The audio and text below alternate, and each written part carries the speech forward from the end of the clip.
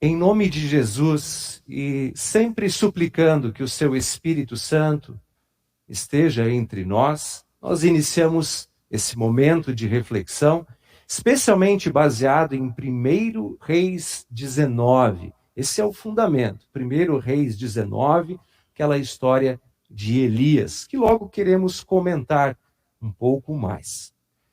Hoje nós estamos aí, além do Dia dos Pais, o último dia das Olimpíadas de Tóquio. Queira ou não, esses jogos, ao longo da história, essas disputas, chamam a atenção, mesmo de pessoas, às vezes, que não são tão ligadas em esportes. E eu queria mencionar um fato destas Olimpíadas, mas que também já se viu em outras situações. A imagem a seguir mostra uma corredora holandesa. Eu ia colocar o vídeo, mas preferi colocar as imagens. Uma corredora holandesa, não sei se a pronúncia certa é Sifan Hassan. Ela corria a modalidade dos 1.500 metros. E era a parte ainda eliminatórias. E ela teve, como vocês podem ver ali, um problema. Uma outra tropeçou e também caiu. Vocês podem ver na imagem seguinte, ela se desequilibrou e, por fim, nessa outra imagem mostra de fato ela no chão. O curioso dessa situação é que ela se levantou e continuou correndo. E o mais curioso de tudo é que ela ficou em primeiro lugar. Ela ainda venceu essa corrida. Ela ainda conseguiu chegar lá. Dessa situação de vitória dela, eu gostaria de colocar duas situações, eu vou usar a expressão incomuns. A primeira delas é que ela ganhou, nem sempre se ganha, aliás, quase nunca se ganha. Um só se ganha, um só vence, um só chega em primeiro. Mas a outra situação é o fato de que ela caiu e levantou. Bom, talvez aí nessa questão dos jogos, das Olimpíadas, seja até comum isso, é um foco chegar lá. Mas eu queria transportar esse fato dizendo essa frase que nem sempre é assim. Porque na vida da gente nem sempre é fácil se levantar. E agora, claro, vocês bem sabem, bem entendem, eu já não estou mais falando da corrida, desta caminhada, mas da caminhada da vida da gente e da corrida da vida da gente. Quando a gente cai por alguma situação, às vezes é bastante difícil, até por sentimentos nossos, se levantar e voltar a andar. O desânimo, a frustração de não ter conseguido, de ter passado por uma coisa não esperada, tira um pouco da força da gente conseguir se levantar e continuar. E por que eu estou falando isso? Bom, não é só porque as Olimpíadas estão terminando, mas é porque essa é a situação exata do profeta Elias. 1 Reis 19. O profeta Elias está caído, está jogado ao chão. Eu espero que vocês tenham ouvido com atenção a hora que o pastor Reinaldo leu o texto, mas ainda assim, sabendo que nem sempre nosso pensamento está tão tranquilo e focado, eu lhes lembro, ali ele tinha uma caminhada a fazer, ele tinha um local a chegar, uma linha de chegada que ele tinha que chegar, mas ele está frustrado, ele está cansado, ele caiu. E diferente, talvez, lá dos jogos e daquela corredora, ele não quer mais levantar.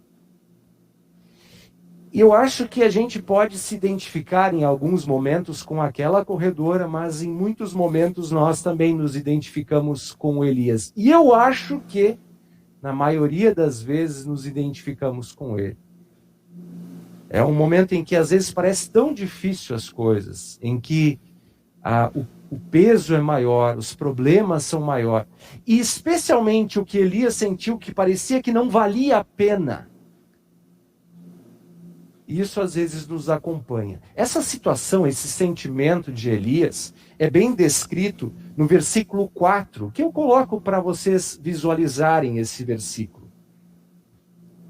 Diz assim, sobre Elias: ele mesmo, porém, foi para o deserto caminhando um dia inteiro. Por fim, antes de chegar ao final da caminhada, sentou-se debaixo de um zimbro. E olha o que está escrito ali. Sentiu vontade de morrer e orou: basta, Senhor, tira a minha vida, porque eu não sou melhor do que os meus pais. Eu sou um fracasso, como foram os meus antepassados. Esse sentimento de fracasso, de insatisfação, de perceber-se fraco diante das situações da corrida, é algo que está com Elias e é algo que muitas vezes está com a gente, nas caminhadas da vida da gente. Como são as caminhadas, as nossas caminhadas, a caminhada da vida da gente? E aí eu quero trazer assim, para que vocês percebam isso, não precisa ser uma grande situação, um desafio, um momento único da vida, não. São nas coisas do dia a dia. Talvez quando a gente está cuidando de alguém, uma mãe, um pai que cuida do seu filho, que sente a preocupação com o futuro e que de repente se sente fraco. É uma doença que chega na família e a gente pensa: e agora, como é que eu faço aqui diante disso? É uma situação dura que vem sobre nós, um diagnóstico, um desenho diferente na vida, um tropeção, como teve aquela corredora, nós caímos e aí disse: e agora? Por vezes somos revestidos de um foco em que nos erguemos, mas por outras vezes nos cansamos com tudo isso e pensamos em desistir. E a pergunta nesse momento é: de onde tirar força? De onde tirar forças para prosseguir? De onde tirar forças para continuar caminhando? Nem precisa ser correndo na analogia da corrida, mas nessa firme trajetória e caminhada da vida. De onde tirar forças? Por vezes o tropeção é grande demais. A morte é um símbolo disso. O luto é uma dor grandiosa. Por vezes, mesmo que o desenho da morte esteja ali, seja normal que aconteça, ela abala a gente. Quando isso nos tira as forças. Imagina quando um pai e uma mãe têm que sepultar um filho, ou vice-versa, e diante desse tombo a gente pergunta: e agora? Como prosseguir? Sempre lembro dos comentários da minha mãe, que frequentemente conta essa triste experiência, pois perdeu um filho com 17, ele tinha 17 anos, e a força para continuar a caminhada. A força estava muito nos outros filhos, que tinha que cuidar e tinha que ir adiante.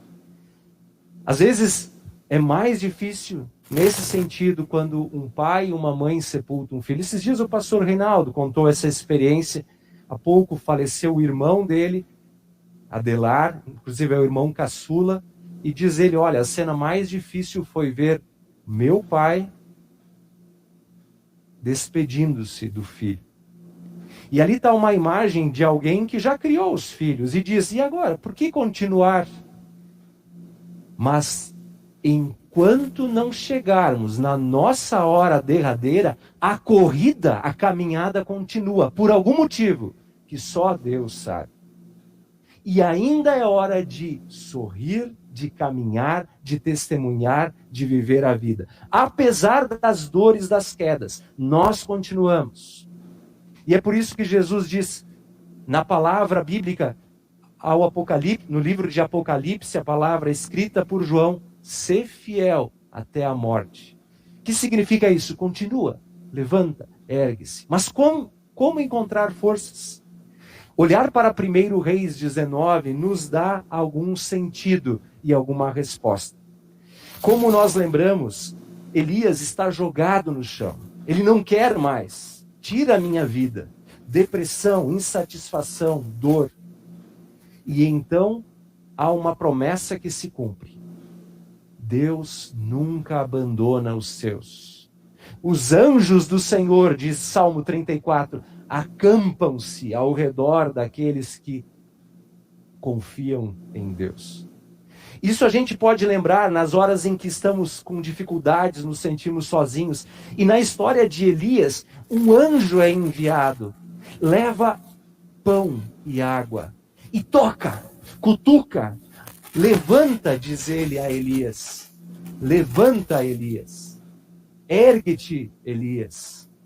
E ao convidar para erguer-se, diz que Elias levanta, talvez por questões físicas, come e bebe. E sabe o que Elias faz? Volta a dormir. Elias dorme de novo, cansado, desanimado, abatido. Então diz o texto que o anjo vai de novo e diz: levanta, Elias, porque a caminhada será longa. Essa expressão que nós temos no texto bíblico, que a caminhada será longa, levanta para quê? Porque tu tem uma caminhada. Porque a vida continua. E tu tem algo que ainda tem que ser feito. Levanta, coma, porque a caminhada será longa. Então diz o texto que ele de fato se alimenta e segue a caminhada. Não lemos hoje, mas os convido a olharem com atenção em casa. A sequência do texto diz que Elias foi até o Monte Horebe, mas quando chegou lá, ele viu uma caverna. E ele entrou dentro dessa caverna. O sentimento de cansaço, a vontade de desistir continuava em Elias. Ele queria se esconder. Ele entrou lá para dentro. E de novo a voz do Senhor vem e diz com o anjo: o que você está fazendo aqui, Elias? Essa pergunta, o que tu está fazendo aqui, Elias? É um chacoalhão maior que aquele cutucão do anjo, porque quer dizer, não é hora de estar aqui. É hora de sair, de caminhar, de realizar. Quando a gente pergunta de onde vem a força, é curioso esse levante e coma, Elias. E há uma curiosidade nesse texto bíblico. Nós percebemos ali, quando ele comeu, o texto diz uma coisa milagrosa. Diz que ele se alimentou e caminhou durante 40 dias. Que surreal, divino. De onde tirar forças? É de um alimento diferente. É um alimento que Deus dá. Levanta-te e coma desse alimento. João 6 nos dá a pista clara nesta linha de textos bíblicos lidos em nosso culto. João 6 diz: eu sou o pão da vida. Eu sou o pão da vida de Jesus. O meu corpo é a carne que vai alimentá-los. E assim, quando ele entrega um sacramento especial, dizendo na Santa Ceia: isso é meu corpo, isso é meu sangue. E assim, quando na palavra do Senhor, o Senhor confronta o mal, o tentador, e diz para ele: não só de pão viverá o homem, mas de toda a palavra que vem da boca de Deus, que é alimento vivo. Se liguem, pessoal. De onde vem a força? Quando você se sente abatido, cansado, é hora de saber que alguém vai cutucar. Deus envia alguém. E vai dizer: levanta-te e coma. E esse ato de se levantar e comer, ele pode ser desenhado por aquilo que a gente chama, com duas letrinhas, a fé. Porque afinal, como é que é isso? Onde é que está essa comida? Sim, na Santa Ceia, mas não apenas. Está em Cristo. O salmista diz assim no Salmo 34, provem e vejam que o Senhor é bom. Interessante essa expressão, provem. Sabe quando a gente serve um prato para o filho e diz: experimenta, prova, tu vai gostar. Assim o salmista diz: provem, sintam que o Senhor é bom, que a sua fidelidade dura para sempre. Esse ato em que nós então nos entregamos a Jesus, em que nós dirigimos nosso olhar da fé, nós nos erguemos e confiamos, é um ato de fé. E é esta fé que é o apropriar-se ou o alimentar-se. Provem e vejam que o Senhor é bom. E ali nós temos força para a caminhada que continua. É interessante lembrar essa palavra de Jesus, eu sou o pão da vida. E mais interessante é saber que se quando um pai, hoje dia dos pais, ergue a mão e ajuda o filho a caminhar, e segura, e encaminha e protege, a mão de Deus o Pai, vejam por essa imagem, sempre nos ajuda a levantar em Cristo e na sua obra na cruz. Se antes eu mencionei lá no início das Olimpíadas, daquela corredora que caiu durante a sua trajetória, quero lembrar agora para vocês de outro alguém que caiu numa trajetória bem mais importante do que qualquer Olimpíada da vida e que carregava um peso muito maior que a responsabilidade de uma nação ou de sei lá o quê. É o nosso Salvador Jesus, que ao carregar a cruz, por vezes foi ao chão. E tenham certeza que o tentador estava sempre dizendo, não adianta, não vai até o final. Esse povo não merece. Ajudar essa gente não vai até o final. Mas como eu e cada um de vocês sabe, ele foi. Ele ergueu-se mais de uma vez, carregou a sua cruz e foi até o final. E quando atravessou aquela linha de chegada, disse, agora sim, agora está consumado. Aquele que é seguidor do Senhor é convidado também a tomar a sua cruz e seguir, e andar, e caminhar até o fim. Ele diz, ser fiel até a morte. E eu quero concluir essa mensagem, já que comecei com imagens das Olimpíadas, lembrar de uma imagem de uma Olimpíada de 1992. Eric Hedman, corredor da África. Esse cara era um dos melhores e favoritos para uma corrida de velocistas de fato. E ele estava pronto, no auge, em idade e no físico. E durante a corrida, estoura um dos seus ligamentos, o músculo de trás também estoura, ele literalmente não consegue mais, como aquela corredora, erguer-se e continuar a trajetória. Ele literalmente não consegue. E numa corrida de velocidade também pouco adiantaria. Mas ele quer passar ao final. E eu quero convidá-los até a conhecerem essa história. É fácil hoje procurar o vídeo, eu não coloco aqui, mas é muito bonito porque ele começa a chorar ao ponto do pessoal nas arquibancadas e das câmeras pegarem o seu choro. E de repente, apesar dos aparatos de segurança daquela Olimpíada, que tinham pessoas acompanhando, um homem sai correndo atrás dele. E esse homem é o seu pai. E como é legal, no Dia dos Pais, saber que dali vem uma força para que a caminhada continue. O pai inicialmente disse para o filho, filho, tu está com muita dor, não precisa ir até o final. Mas o filho simplesmente disse, mas eu quero. E o pai disse, então eu vou contigo. Saibam que espiritualmente nós também estamos tão machucados pelo pecado que a gente não consegue sozinho. Mas eu quero lembrar para vocês, jamais estaremos sozinhos. O Pai do céu os alimentará, os carregará e os levará aonde deve ser levado. O que vocês fazem? Levantem-se e comam. Fé em Cristo. Fidelidade até o final. Que Deus assim nos abençoe nessa certeza, nesta caminhada até a linha de chegar. Onde não chegaremos simplesmente num pódio de primeiro, segundo, terceiro, mas teremos uma coroa, a coroa da vida eterna. E ali estaremos juntos, todos no mesmo nível, porque lá Deus nos coloca. Que Ele abençoe o caminho da tua vida, a corrida da tua vida, os teus desafios.